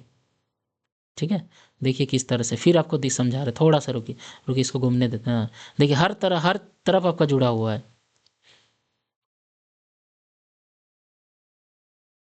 ठीक है, देखिए। देखिए यहाँ पे आपको जूम करके दिखा दे रहा है आपको, यहाँ पर देखिए ये अलग किया हो गया। ठीक है, अब इसको प्ले करके फिर से दिखा दे रहे हैं। ठीक है, देखिए इस तरह से कवर किया गया, देखिए। देखिए पूरा को, देखिए यहाँ पर किस तरह से हो रहा है। ठीक है, देखिए। देखिए यहाँ पर पूरा जुड़ा हुआ, देखिए पूरा जुड़ा हुआ है यहाँ पे। ठीक है, आ गया समझ में? तो ये पूरा एनिमेटेड वीडियो था, किस तरह से जुड़ा गया है। बता दें यहाँ पर किस तरह से साइनेप्स टर्म एक्सन के एक्सॉन टर्मिनल के साथ ये डेंड्राइट जो ये मैसेज को रिसीव करता है। ये क्या करता है, मैसेज को कैरी आउट करता है, फिर इसके ऊपर जो कवर रहता है उसको माइलिन शीथ बोला जाता है, और बीच में जो रहता है आपका नोड बोला जाता है उसको, ठीक है, रेनवियर नोड। ठीक है, और यहाँ पर टर्मिनल रहता है, एक्सॉन टर्मिनल, फिर यहाँ से नया आपका जुड़ा हुआ रहता है, देख रहे हैं ना, इस तरह से। आ गया समझ में? उसके बाद आपका और एक इमेज दिया हो गया, उसको समझा देते हैं आपको। ये देखिए, ठीक है।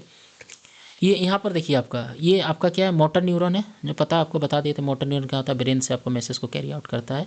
देखिए यहाँ पे, ठीक है, देखिए ये साइन ये आपका जगह तो है ना, ये जंक्शन का नोड से, देखिए ये सबके साथ जुड़ा हुआ रहता है। ये आपका न्यूरोमस्कुलर होता है, ठीक है, जुड़ा हुआ रहता है पूरा। मसल्स फाइबर एसिटिलिन रिसेप्टर और जंक्शन फोल्ड, ये पूरा जुड़ा हुआ रहता है। ये नर्व का एक्सॉन एक्सॉन टर्मिनल है, देखिए पूरा। पूरा ब्लैक पेन ले ले, क्या समझ में नहीं आ रहा ना, ब्लैक पेन चूज़ कर लेते, रुकिए। देखिए ये पूरा आपका ये ब्लैक में तो और समझ में आ रहा, देखिए। आ गया समझ में? पूरा इमेज आपको समझ में आएगी। ये रिसीव करता है आपका, ठीक है, ये रिसीव करता है, ये रिसीव करता है, ये रिसीव करता है, और इसके बाद आपका क्या होता है, इसको क्या बोलते हैं हम लोग, सॉरी, न्यूरो मस्कुलर बोला जाता है। ठीक है, क्या बोला जाता है, न्यूरो मस्कुलर। ये एक्सॉन टर्मिनल दिख ही रहा है आपको, ये पूरा एक्सॉन टर्मिनल है, ये आपका नोड है। ठीक है, एक्सॉन है, इसके ऊपर कवर किया गया है। ठीक है, माइलिन शीथ, देखिए माइलिन शीथ का कवर है इसके ऊपर, ठीक है, कवर है। आ गया समझ में पूरा? ठीक है, आ गया समझ में? तो आपको इसके बाद नेक्स्ट स्लाइड में मूव ऑन करते हैं। आपका और कुछ था क्या उसमें क्वेश्चंस में? और तो कुछ नहीं था आपका, हो गया साइट भी हो गया, जेंसोमीटर। उसके बाद ये फिगर भी देख लिए, इसका एनिमेटेड वीडियो भी देख लिए। तो एक बार चला देखिए थोड़ा सा वीडियो, ठीक है, थोड़ा देख लीजिए आप लोग, अच्छा से समझ में आएगा आप लोग को, ठीक है, देख लीजिए। फिर इसको मिटा लेते हैं, इरेज कर लेते हैं उस चीज़ को, ठीक है, इसको पूरा इरेज कर लेते हैं, रुकिए 1 मिनट।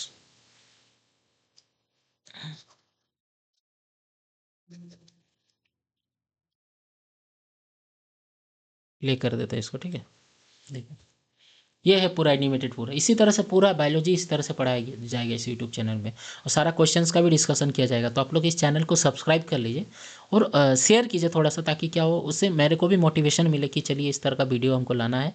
बहुत मेहनत लगता है यार, ऐसा नहीं कि रातों रात एक दिन में हो जाता है, इसके पीछे बहुत सारा मेहनत है, बहुत सारा थिंकिंग स्किल्स इसके पीछे काम करता है, ठीक है, बहुत इस आपको पेशेंस रखना पड़ता है। इस सब वीडियो के लिए आपको आइडिया चाहिए, इनोवेटिव होना पड़ेगा थोड़ा सा। ऐसे नहीं होता कि जहाँ तहाँ से हम रख दिए वीडियो को, नहीं, रीज़न होता है इसके पीछे, आपको टाइम देना पड़ता है, किस तरह से अटैचमेंट करना पड़ता है, आपको पीपीटी बनाना पड़ता है, पीपीटी में लिखना पड़ता है, ठीक है। तो आप लोग थोड़ा सा हेल्प कीजिए, थोड़ा सा इस वीडियो को आगे थोड़ा फॉरवर्ड कीजिए, थोड़ा शेयर कीजिए, ठीक है।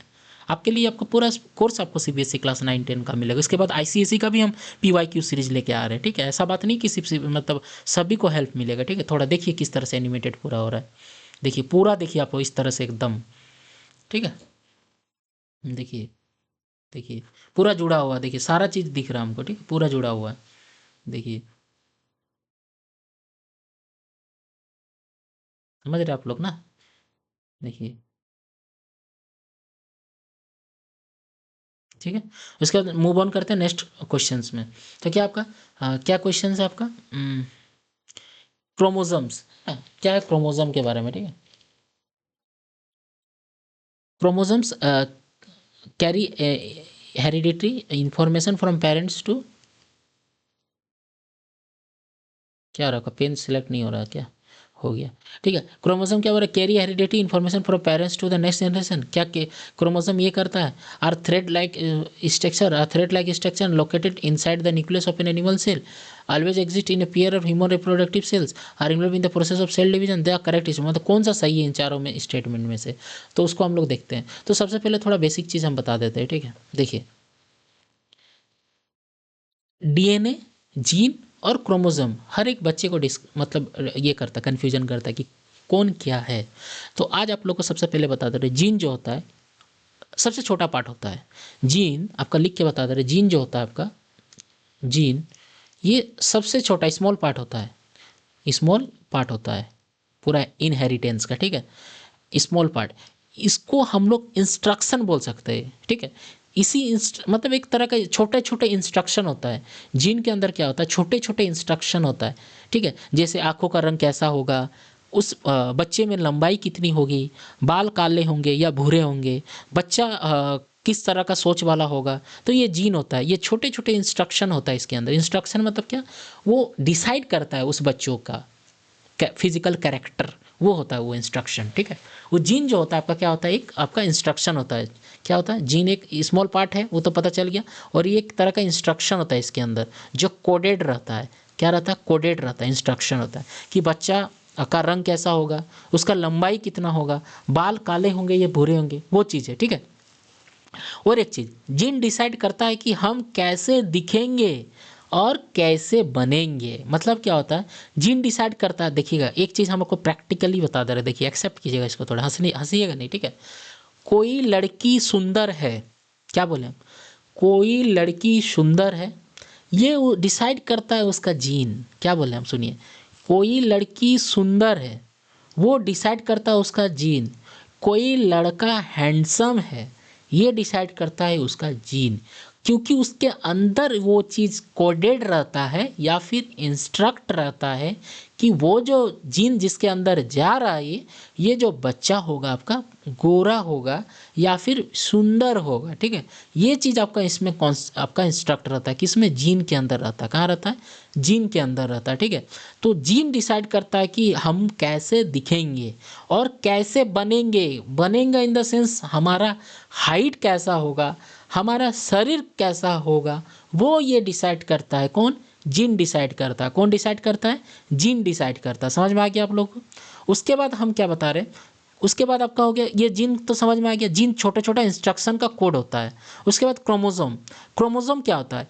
ये सभी जीन खुले में तो नहीं रहता है, ऐसा नहीं तो जीन भाई घूम रहा है इधर उधर, आज इसको यहाँ पार्टी खाने का मन किया, कल वहाँ पार्टी खाने का मन किया, आज सोने का मन किया, तो ऐसा नहीं होता है। ये रहता है क्रोमोसोम के अंदर। किसके अंदर रहता है?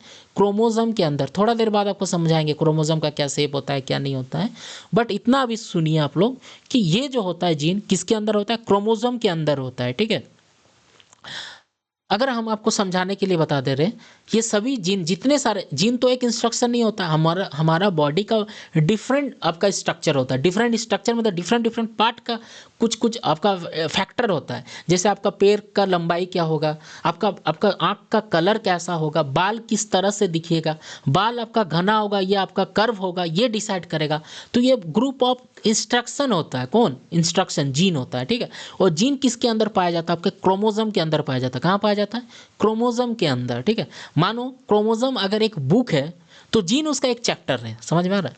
क्रोमोसोम अगर एक बुक है तो जीन एक उसका चैप्टर है। मतलब डेली लाइफ हम समझाने के लिए बता रहे हैं, याद रखने के लिए। ठीक है, तो क्रोमोसोम आपको समझ में आएगा, जीन क्रोमोसोम के अंदर रहता है। ठीक है, तो आपको पता है क्रोमोसोम ह्यूमन में कितने होते हैं? 46 होते हैं। ह्यूमन में क्रोमोसोम कितने होते हैं? 46 होते हैं।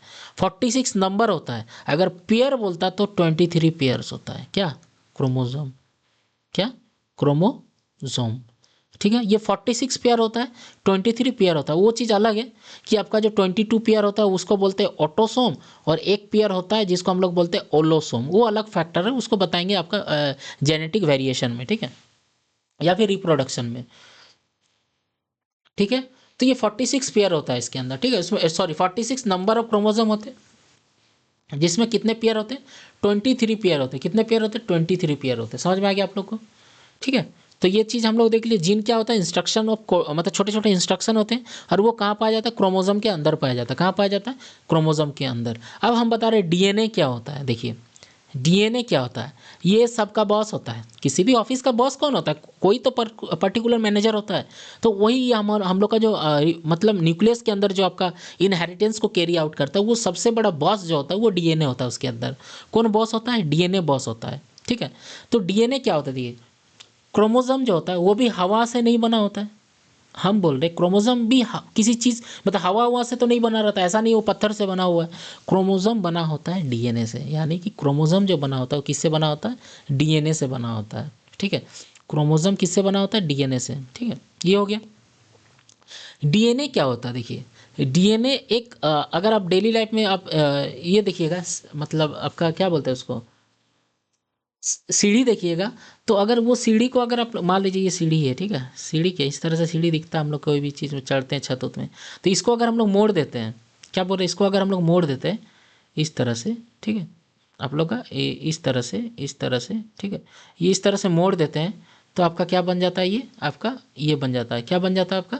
ये डीएनए बन जाता है। ठीक है ना, तो सीढ़ी को अगर घुमा दे जाए तो ये एक डीएनए बन जाता है। इसी का शेप होता है। ठीक है, इस तरह से घुमा दीजिए ना जी, समझ में आ जाएगा आप लोग को। इस तरह से, ठीक है, इसके अंदर में आपका कोडेड कर दीजिए इस तरह से, इस तरह से, तो ये किसका शेप बन जाता है? डीएनए का शेप बन जाता है। ठीक है, तो डीएनए क्या होता है? एक पूरा इंस्ट्रक्शन का फाइल होता है, और जीन अलग अलग इंस्ट्रक्शन होता है, जो छोटे छोटे इंस्ट्रक्शन का कोड होता है उसके अंदर। क्रोमोसोम क्या होता है आपका? फाइल रखने, मतलब मान लीजिए अगर कोई डीएनए अगर इंस्ट्रक्शन का फाइल है, तो जीन अलग अलग इंस्ट्रक्शन है उसके अंदर। क्रोमोसोम फाइल रखने वाला फाइल है, तो क्रोमोसोम किससे बना होता है? डीएनए से बना होता है। ठीक है, मतलब मेन बॉस कौन हो गया? डीएनए हो गया। उसके बाद जीन क्या, जीन के बारे में बता दिए आप लोग क्या होता है। तो हेरिडिटी का सबसे छोटा यूनिट क्या होता है? जो ट्रेड को कंट्रोल करता है वो जीन होता है। जीन स्मॉलेस्ट यूनिट होता है। ठीक है, जीन ये स्मॉलेस्ट यूनिट होता है। ठीक है, हेरिडिटी का जो ट्रेड को कंट्रोल करता है। ट्रेड मतलब कुछ नहीं, उसका कैरेक्टर होता है, उससे आपको डरना नहीं है। ट्रेड्स क्या बोल रहे हैं। क्रोमोसोम क्या होता है? थ्रेड लाइक स्ट्रक्चर होता है। ठीक है, क्रोमोसोम क्या होता है? थ्रेड लाइक स्ट्रक्चर होता है। ठीक है, थ्रेड लाइक स्ट्रक्चर होता है जो न्यूक्लियस में पाया जाता है, और ये जीन को कैरी करता है। क्रोमोसोम बता दिया आपको, जीन का छोटा पार्ट है। क्रोमोसोम अगर बुक है तो जीन एक चैप्टर है। डीएनए का फिर क्या बोल रहे हैं? डीएनए एक जेनेटिक मटेरियल है जो सभी जेनेटिक इन्फॉर्मेशन को कैरी करता है, मतलब बॉस है, वही सबको कंट्रोल करता है। ठीक है, तो अगर इसका हम लोग ये देखते हैं, इसका मतलब मैप देखते हैं, तो सेल होता है। सेल के अंदर आपका न्यूक्लियस पाया जाता है, और न्यूक्लियस के अंदर आपका क्रोमोसोम रहता है। ठीक है। क्रोमोसोम किससे बना होता है? डीएनए से बना होता है। और डीएनए का सबसे छोटा यूनिट क्या होता है? जीन होता है। क्या होता है? जीन। जैसे हम बोल देंगे बॉडी के अंदर अगर सेल होता है, सेल के अंदर न्यूक्लियस होता है, न्यूक्लियस के अंदर क्रोमोसोम होता है, क्रोमोसोम डीएनए से बना होता है, और डीएनए का छोटा हिस्सा जीन होता है। क्या बोले हम? फिर से सुनिए। बॉडी के अंदर सेल होता है, सेल के अंदर न्यूक्लियस होता है, न्यूक्लियस के अंदर क्रोमोसोम होता है, क्रोमोसोम डीएनए का बना होता है। देखिए सेल होता है बॉडी के अंदर, अगर हम बॉडी को भी ऐड कर देते हैं तो बॉडी के अंदर सेल होता है, और सेल के अंदर न्यूक्लियस होता है, और न्यूक्लियस के अंदर क्रोमोसोम होता है, क्रोमोसोम बना होता है डीएनए से, और डीएनए का छोटा पार्ट होता है जीन। क्या बोले हम? डीएनए का छोटा हिस्सा क्या होता है? जीन होता है। समझ में आ गया आप लोग को? हम लिखे क्या वो चीज़ हम बता रहे हैं अभी, ठीक है। तो क्या बोल रहे हैं यहाँ पर? कौन कौन सा सही है? देखिए क्रोमोसोम के बारे में, तो chromosomes are thread like structure. ये क्या होता है? थ्रेड लाइक स्ट्रक्चर होता है, धागा जैसा। Are found inside the nucleus. ये कहाँ पाया जाता है? न्यूक्लियस के अंदर पाया जाता है। They are made of DNA and protein. ये किसका बना होता है? प्रोटीन का बना होता है और डीएनए का बना होता है। प्रोटीन तो बहुत इंपॉर्टेंट चीज़ है, इससे पहले वाला क्वेश्चन में हम डिस्कस किए। And play an vital role in carrying heredity. ये बहुत बड़ा इंपॉर्टेंट रोल करता है किसको कैरिंग करने में? हेरिडिटरी इन्फॉर्मेशन को from parent to the offspring. मतलब पेरेंट से बच्चों तक इन्फॉर्मेशन को ये क्या करता है? कैरी करता है, ले जाता है, ठीक है, ऑफस्प्रिंग तक, ठीक है। फिर क्या बोल रहे हैं? Chromosome are also actively involve in during cell division. Chromosome क्या इन्वॉल्व करता है? सेल डिवीजन में इन्वॉल्व करता है। Where they ensure that the genetic material is equally distribute, ठीक है। क्या बोल रहे हैं हम? Genetic material is equally distribute between the daughter cell. मान लीजिए आपका अगर किसी बच्चों में अगर अच्छी तरीके से अगर जीन का डिस्ट्रीब्यूशन नहीं हो पाएगा, यानी कि कुछ भी अगर गड़बड़ी होता है तो बच्चा क्या हो जाएगा? बच्चा तो नॉर्मल रहेगा नहीं, अब नॉर्मल हो जाएगा।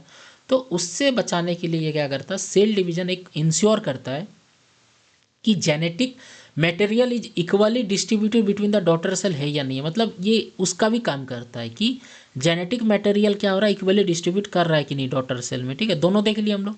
तीसरा क्या है? The genetic information is passed through gene present on the chromosome. Chromosome के अंदर जीन पाया जाता है which determine the value traits in living organism. जो क्या डिटरमाइन करता है? ट्रेड्स को डिटरमाइन करता है, ठीक है।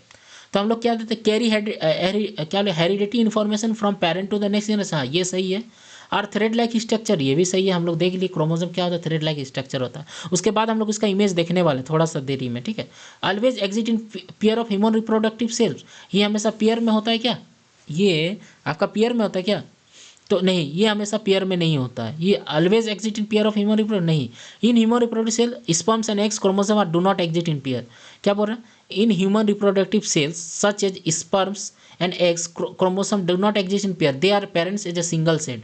ये हैप्लॉइड फॉर्म में पाया जाता है, ये हमेशा पेयर फॉर्म में नहीं रहता, पेयरिंग नहीं रहता है, ठीक है।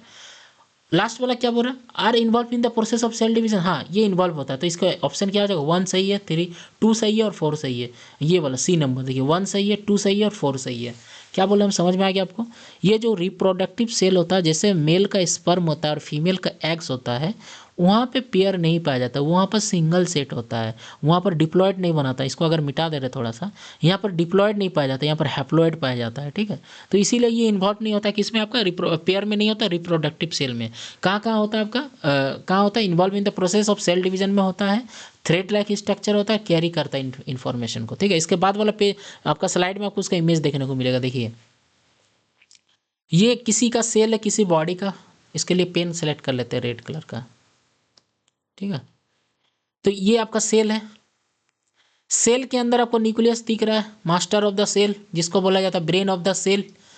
उसके अंदर आपको न्यूक्लियस दिख गया। देखिए उसी चीज़ का वहाँ पर राउंड किए थे, सर्कल किए थे। उस न्यूक्लियस के अंदर पाया जा रहा है क्रोमोसोम। क्या पाया जा रहा है? क्रोमोसोम। इसका शेप कैसा है? आपका एक्स टाइप का थ्रेड लाइक स्ट्रक्चर है। इसके अंदर आपका क्या पाया जा रहा है? जीन पाया जा रहा है। क्या पाया जा रहा है? जीन पाया जा रहा है। और डीएनए पाया जा रहा है। डीएनए पूरा पूरा को ही डीएनए को बोला जाता है, और उसका एक पार्ट को जीन बोला जाता है। और बहुत सारे डीएनए से क्या बना होता है? क्रोमोसोम रहता है, ठीक है। क्रोमोसोम बना होता है किससे? डीएनए से। तो ये वाला स्ट्रक्चर क्या हो गया? सेल का हो गया। ये आपका सीढ़ी जैसा स्ट्रक्चर जो दिख रहा है, ये डीएनए का स्ट्रक्चर है। किसका स्ट्रक्चर है? डीएनए का स्ट्रक्चर है, ठीक है। ये डीएनए का स्ट्रक्चर है। सेल देख लिया हम लोग, ये सेल का पार्ट, इसको हम लोग खींच दिए तो वो क्या बन जाता है? डीएनए बन जाता है।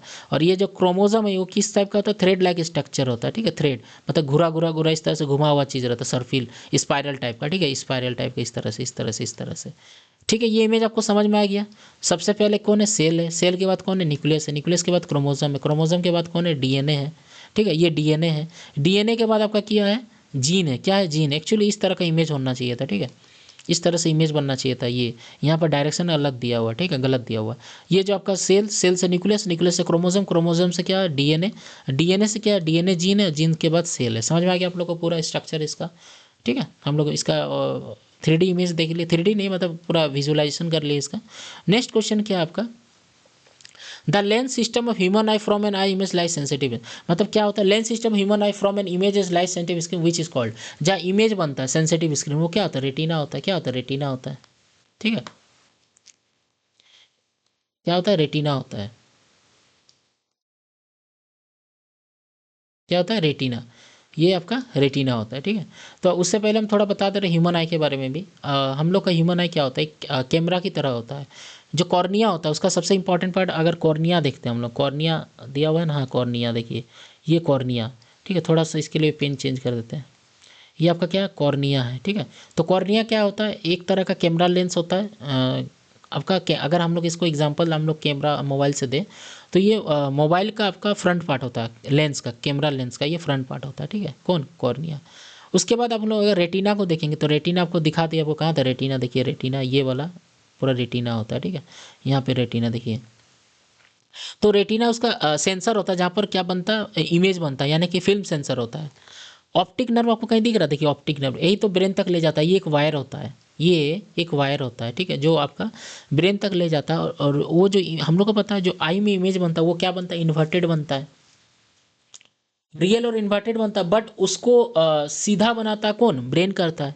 वो ब्रेन किसके थ्रू जाता है, ऑप्टिक नर्व के थ्रू जाता है। किसके थ्रू जाता है, ऑप्टिक नर्व के थ्रू जाता है। फिर यहाँ पर एक सिलियरी मसल्स रहता है। क्या रहता है, सिलियरी मसल्स। क्या रहता है, यहाँ पर दिया हुआ नहीं है इमेज में, लिखा हुआ नहीं, यहाँ पर सिलियरी मसल्स रहता है, ठीक है, ये वाला सिलियरी मसल्स। ये क्या करता है, ऑटो फोकस होता है। जैसे हम लोग मोबाइल का ऑटो फोकस होता है, उसी तरह ये ऑटो फोकस सिस्टम होता है। मतलब ये इलोंग मतलब फोकस को ये एडजस्ट करता है। क्या करता है, फोकस को ये एडजस्ट करता है, ठीक है। तो हम लोग क्या देख लिए, पहले कॉर्निया देख लिए। ये पहला ट्रांसपेरेंट लेयर होता है। मतलब ये मोबाइल कैमरा का, अगर हम लोग मोबाइल कैमरा मानेंगे तो ये मोबाइल कैमरा का सबसे आगे वाला कांच होता है, ठीक है। लाइट के ये क्या करता है, इसका वर्क क्या है, लाइट को ये अंदर जाने देता है, लाइट को ये अंदर जाने देता है, ठीक है, लाइट को ये अंदर जाने देता है। और लाइट को थोड़ा बेंड करवाता है। मतलब ऐसा नहीं है कि ये सीधा जाएगा, ये थोड़ा बेंड करवाएगा इस तरह से, इस तरह से बेंड करवाएगा, ठीक है। लाइट को थोड़ा बेंड करवाया। इसके बाद ये कॉर्निया क्या होता है, पहला ट्रांसपेरेंट मीडियम होता है, ट्रांसपेरेंट, ठीक है, जहाँ से लाइट एंटर करता है। समझ में आ गया आप लोग को। उसके बाद सिलियरी मसल से, क्या है, सिलियरी मसल, ये आई के फोकस को एडजस्ट करता है, आई के फोकस को एडजस्ट करता है। मतलब अगर हम लोग को नियर ऑब्जेक्ट देखना है तो मसल्स को टाइट करता है, अगर हम लोग को फार ऑब्जेक्ट देखना है तो मसल्स को रिलैक्स करता है। समझ में आ गया आप लोग को, ठीक है। क्या करता है, मसल्स को रिलैक्स करता है। और लेंस का शेप को भी बदलता है। मान लीजिए फोकस अगर उसका बढ़ेगा, मान लीजिए दूर ये करेगा तो वो रिलैक्स करेगा, रिलैक्स में तो दूर थोड़ा फैलेगा, तो फैलेगा तो उसका शेप चेंज होगा। और अगर मसल्स टाइट किया, अगर नियर ऑब्जेक्ट के देख रहा है तो भी लेंस क्या कर जाएगा, श्रिंक कर जाएगा। मतलब लेंस का शेप को भी वो चेंज करता है। हम लोग के अंदर जो आई के में पाया जाता है वो कॉन्वेक्स लेंस, वो क्या होता है, फ्लेक्सिबल होता है। ऐसा नहीं कि वो फिक्स होता है, क्योंकि उसका फोकल लेंस जो होता है वो आपका रिलैक्स करता है, और रिलैक्स करता है और कॉन्ट्रैक्ट करता है, टाइट करता है, टाइट यानी कि कॉन्ट्रैक्ट, रिलैक्स और कॉन्ट्रैक्ट होता है उसका मसल्स, ठीक है, वो मसल्स करता है, सिलेरी मसल्स। बट होता क्या आपका, जो आई का जो फोकस होता है वो चेंज होता है, ठीक है। इसीलिए हम लोग क्या बोलते हैं, सिलेरी मसल जो होता है वो लेंस का शेप को बदलने में मदद करता है, ठीक है। जैसे हम लोग का कैमरा के अंदर ऑटो फोकस होता है, वही काम करता है सिलेरी मसल्स। समझ में आ गया आप लोग को, काफ़ी अच्छा से बताया आप लोग, याद रखिएगा, ठीक है।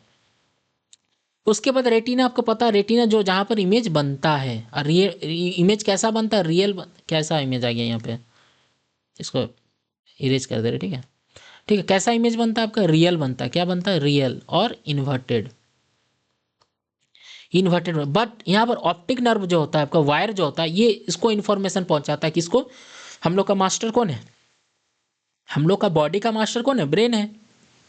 तो ब्रेन के पास इंफॉर्मेशन जाता है कि भाई जो वो इमेज है वो उल्टा बना है, तुम उसको सीधा करके दिखाओ, ताकि जो पर्सन है, जो ऑर्गन है, मतलब जो पर्सन है वो उसको पहचान पाए कि वो एक्चुअल में है क्या। समझ में आ रहा है आप लोग को। तो यहाँ पे वो उसका सीधा करता है, क्या करता है, इसको सीधा बनाता है, ठीक है। कौन, रेटिना, मतलब ऑप्टिक नर्व के थ्रू इमेज बनता है आपका रेटिना में, ठीक है। तो अगर हम बताएं ऑप्टिक नर्व क्या होता है, रेटिना कुछ खुद कुछ नहीं समझता है, वो मैसेज क्या करता है, ब्रेन को भेजता है, फिर जो ऑप्टिक नर्व करता है वो मैसेज को कैरी आउट करता है, उसके पास जाता है। तो अगर हम लोग रिकैप बता दें उसका, अगर हम लोग रिकैप कर दे रहे, थोड़ा सा डिस्कस कर दे रहे एक्चुअली है क्या, तो आपका जो लाइट होता है वो कॉर्निया से इंटर कर रहा है, लाइट इंटर कर रहा है कहाँ से, कॉर्निया से। कहाँ से कर रहा है बाबू, कॉर्निया से। फोकस कौन, फोकस करवाने का कौन काम कर रहा है, आपका सिलियरी मसल्स कर रहा है। कौन कर रहा है, सिलियरी मसल्स कर रहा है, ठीक है। इमेज कहाँ बन रहा है आपका, इमेज बन रहा है आपका रेटिना पे। कहाँ बन रहा है, रेटिना पे, ठीक है। और मैसेज क्या हो रहा है आपका, मैसेज जो जा रहा है ये ऑप्टिक नर्व के थ्रू, ऑप्टिक नर्व के थ्रू कहाँ जा रहा है, ब्रेन में जा रहा है। और फिर ब्रेन इसको क्या बना दे रहा है आपका, कैसा बना जा रहा है आपका, इरेक्ट कर दे रहा है उसको। क्या कर दे रहा है, इरेक्ट, यानी कि सीधा कर दे रहा है। क्या कर दे रहा है, सीधा कर दे रहा है इमेज को। फिर हम लोग उसको क्या करते हैं, आइडेंटिफाई करते हैं एज ए इरेक्ट पर्सन। समझ में आ गया आप लोग को, ठीक है। तो नेक्स्ट क्वेश्चन में मूव ऑन करते हैं आपका, the pattern of the magnetic field produce inside a current carrying. मतलब पैटर्न्स क्या होता है आपका मैग्नेटिक फील्ड का, ठीक है, उसको हम लोग देखते हैं। तो आपको पता होना चाहिए सोलिनॉइड जो होता है एक तरह का इलेक्ट्रोमैग्नेट होता है। क्यों, क्योंकि जब तक उसके ऊपर हम लोग करंट प्रोवाइड करते हैं तब तक वो वहाँ पर मैग्नेटिक फील्ड को शो करता है। यानी कि अगर किसी कॉपर वायर को हम लोग रैपिंग कर देते हैं इस तरह से, इस तरह से, और इसको अगर एक बैटरी से यानी कि सेल से जोड़ देते हैं इसको, तो ये आपका एक क्या बन जाता है, आपका इलेक्ट्रोमैग्नेट बन जाता है। क्या बन जाता है, इलेक्ट्रोमैग्नेट, ठीक है। क्या बन जाता है, इलेक्ट्रोमैग्नेट बन जाता है। तो इसके पास एक मैग्नेटिक फील्ड प्रोड्यूस हो जाता है, ठीक है, जो क्या होता है, पैरेलल होता है। इनसाइड द जो इनसाइड में जो आपका मैग्नेटिक फील्ड होता है वो आपका पैरेलल होता है। और इनसाइड में कहाँ से डायरेक्शन होता है, साउथ से नॉर्थ होता है। और बाहर में क्या होता है, नॉर्थ से साउथ। कहाँ से होता है, नॉर्थ से साउथ। कहाँ से होता है, नॉर्थ से साउथ। तो इनसाइड में क्या होता है, पैरेलल, मतलब ये वाला इसका आंसर सही होगा, ठीक है। एक बार देख लेते हैं क्या बता रहा है। A solenoid is a coil of wire, when current passes through it it generate a magnetic field. जब करंट उसमें पास करते हैं तो वो मैग्नेटिक फील्ड को क्या करता है, जनरेट करता है। Similar to the bar magnet, जैसे बार मैग्नेट का जिस तरह से फंक्शन होता है उसी तरह ये शो अप करता है जब उसको करंट प्रोवाइड करते हैं। Inside the solenoid the field lines are parallel to straight. ये क्या होता है, इनसाइड सोलिनॉइड में क्या होता है, पैरेलल होता है। क्या होता है, पैरेलल, साउथ से नॉर्थ होता है, ठीक है। Thus it is a uniform magnetic. और ये कैसा मैग्नेटिक फील्ड बनाता है, यूनिफॉर्म बनाता है। कैसा बनाता है, यूनिफॉर्म बनाता है। कैसा बनाता है, यूनिफॉर्म बनाता है। ये आपका इनसाइड द सोलिनॉइड है, ठीक है, इनसाइड द सॉलिड। समझ में आ गया आप लोगों को, तो इसका आंसर ए नंबर होगा, ठीक है। नेक्स्ट क्वेश्चन मूव ऑन करते हैं। A ray of light falls making an angle of incident theta on the surface of a glass slab, draw a लेवल ray diagram to show the latter. तो आपको कुछ नहीं करना, एक रे ऑफ लाइट यानी कि इंसिडेंट रे को ग्लास स्लेब यानी कि एक डेंसर मीडियम में ये करना, आपको फॉल करवाना है। उसके बाद उस मीडियम को फिर से आपका इनिशियल में ये मतलब इनिशियल जो आपका था मीडियम वो था एयर, फिर से एयर को फिर से एयर के मतलब फिर से एयर मीडियम में लाइट को पास करते हैं, तो उसका जो रे होता है जिसको हम लोग इमर्जेंट रे बोलते हैं, ठीक है, मतलब उसका। और देखिए फिर से आपको समझा रहे, ये इंसिडेंट रे, लाइट आया, लाइट को जाना कैसा चाहिए था, ऐसा जाना चाहिए था, बट लाइट बेंड हो गया। क्यों, क्योंकि वो आपका डेंसर मीडियम में वो इंटर कर गया। और आपको पता है डेंसर मीडियम में लाइट क्या होता है, टूवर्ड्स द नॉर्मल होता है। नॉर्मल कौन है जी, ये है नॉर्मल, ये नॉर्मल है ना, ये आपका नॉर्मल है, ठीक है।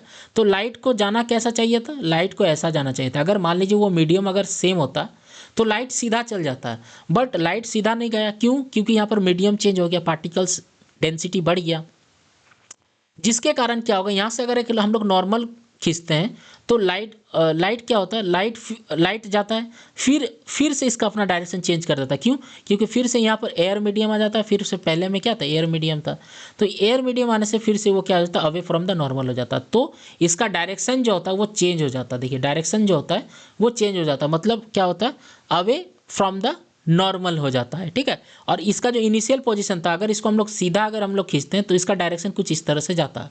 अगर उसका कोई मीडियम चेंज नहीं होता तो दो मीडियम चेंज हो रहा है तो दो डायरेक्शन इसका बन गया हम लोग के पास, ठीक है।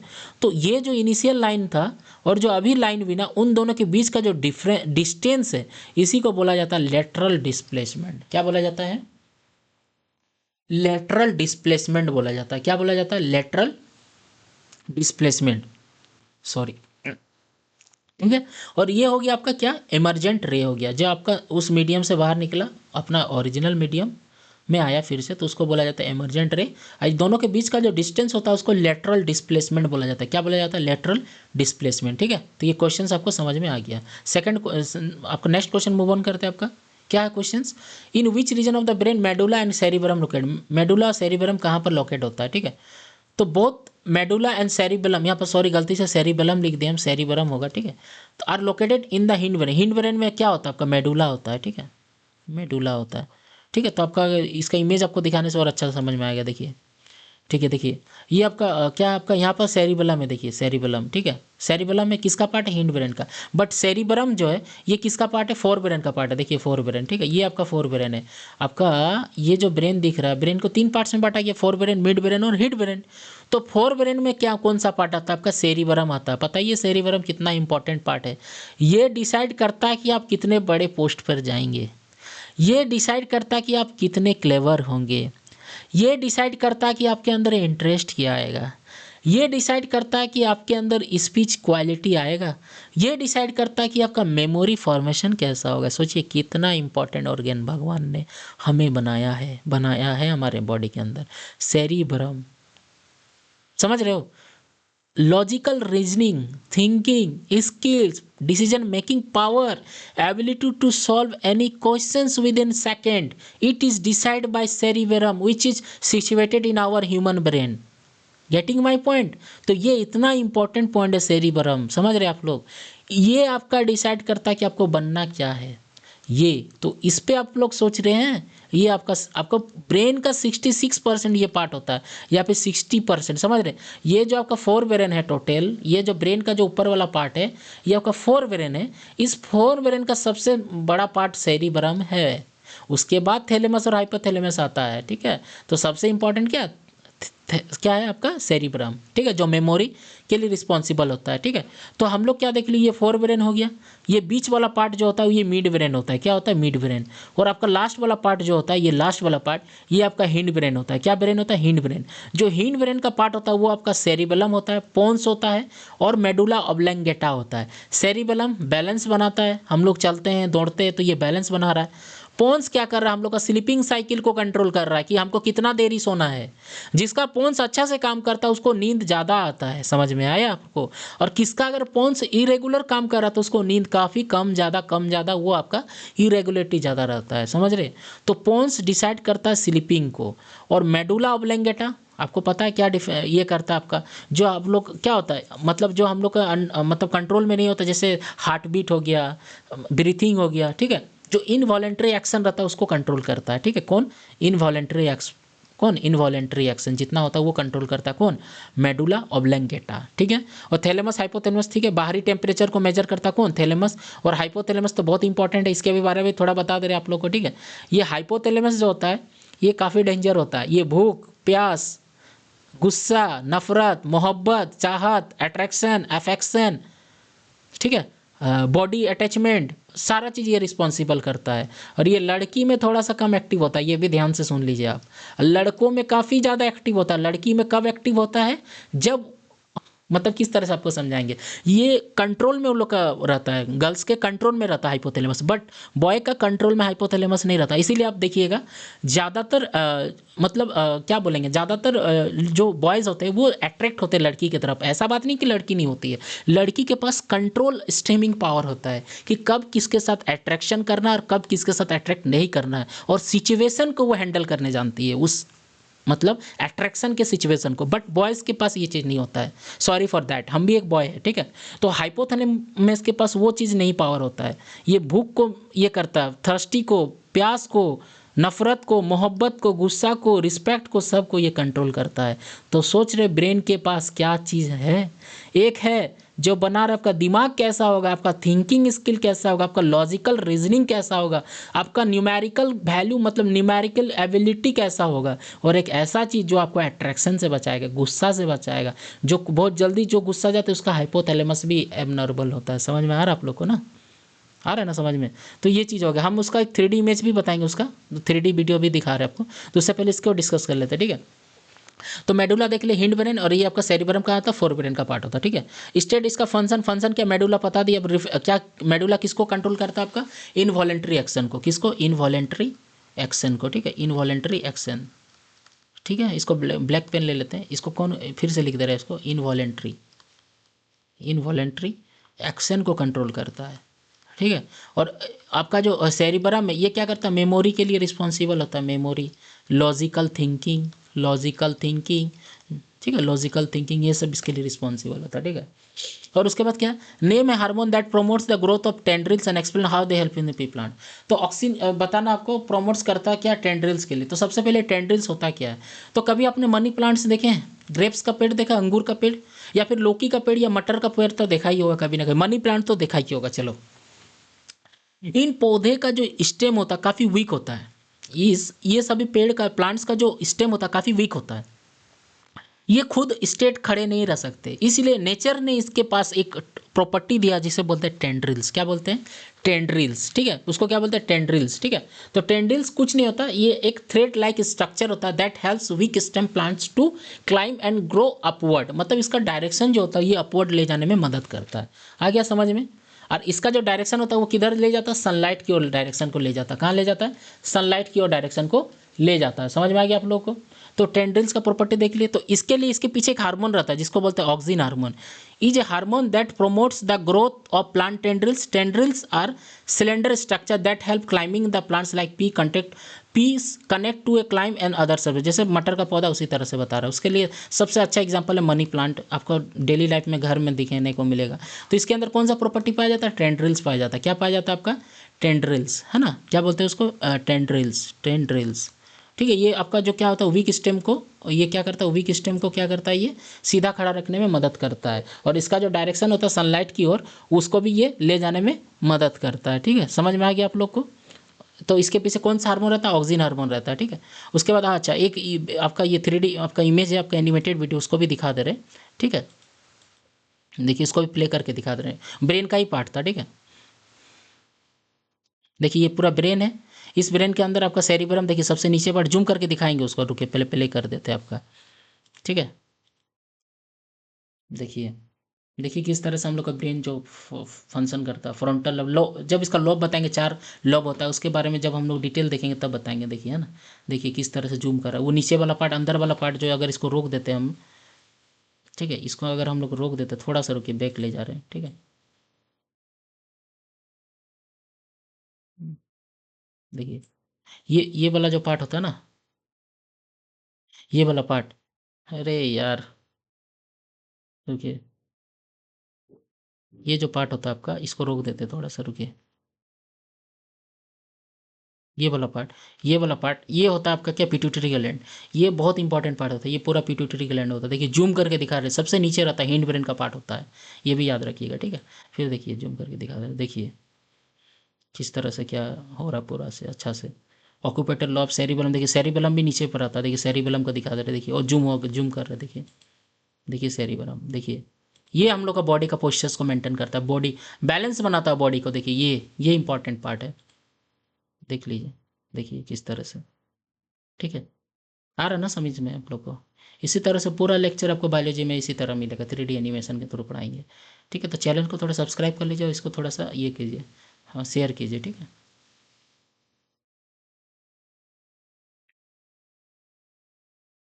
देखिए किस तरह से,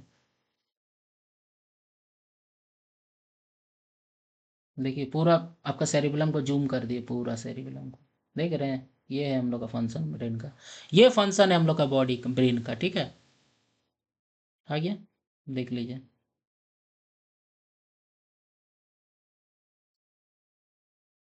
ठीक है, तो ये लेक्चर कंप्लीट हो गया शायद। हाँ, thank you everyone for watching this video.